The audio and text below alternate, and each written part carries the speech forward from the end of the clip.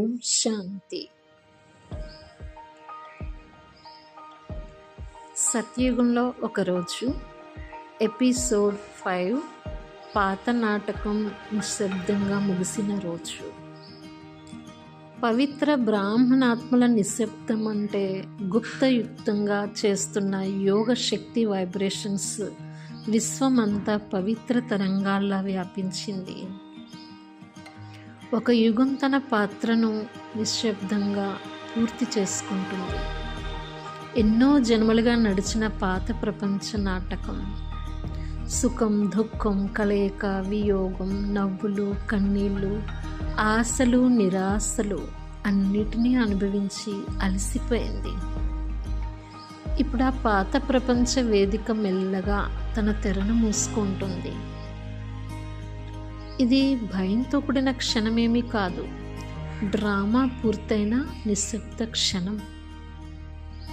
విశ్వ పరివర్తన కార్యంలో బాబాకు సహయోగిలైన పవిత్రాత్మలు తన యోగ తపస్సుతో కొత్త ప్రపంచానికి వేదిక సిద్ధం చేస్తున్నాయి. ఇది పరివర్తన కార్యమని అర్థమైన వారికే రాబోయే కొత్త ప్రపంచం గురించి తెలుస్తుంది. ఇక పాత ప్రపంచ అశాంతి వైబ్రేషన్స్ మెల్లగా కరిగిపోతున్నాయి. అహంకారపు వేడి తగ్గిపోతుంది. స్వార్థపు భారాలు తొలగిపోతున్నాయి. దుఃఖపు ముద్రలు మసకబారుతున్నాయి.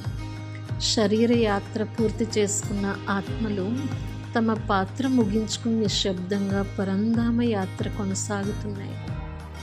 ప్రకృతి కూడా ఊపిరి పీల్స్తోంది. కాలుష్యంతో కూడిన సంఖ్యలు తెగిపోతున్నాయి. వికారి స్పందనలు కరిగిపోతున్నాయి. భూమి తన భారాన్ని దించుకుంటుంది. ఈ వాయువు ఇప్పుడు యుద్ధపు వేడిని మోసుకురావడం లేదు, శాంతి స్పర్శను మోసుకు వస్తుంది. జలం ఇప్పుడు అది కలుషిత జ్ఞాపకాలని కాదు, కొత్త పవిత్రతని తీసుకొస్తుంది. ఆకాశం ఇప్పుడు అది పొగమంచు ముసుగులో లేదు, నిర్మల ఆశతో విస్తరించింది. ఎందుకంటే పాత నాటకం ముగిసిన చోటే కొత్త యుగం తొలి శ్వాస మొదలవుతుంది.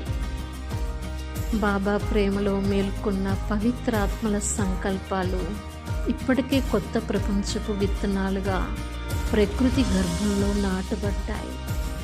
ఇది ముగింపు కాదు మిత్రమా, ఇది ఒక మహత్తర ప్రారంభానికి ముందు నిశ్శబ్ద విరామం.